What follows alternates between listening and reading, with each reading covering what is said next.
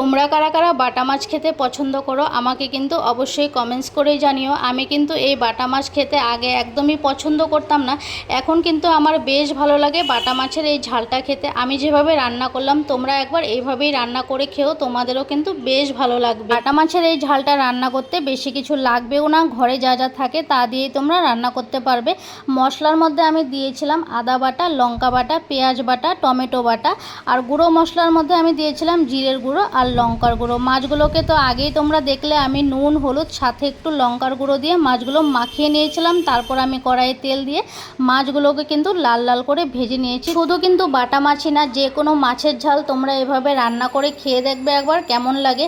আর আমার রান্নাটা কেমন হয়েছে এটা কিন্তু অবশ্যই কমেন্টস করে জানিও। তোমরা রান্না করলে এটাও আমাকে কমেন্টস করে বলো রান্নাটা কেমন হয়েছে। রান্নাটা কমপ্লিট হয়ে গেল।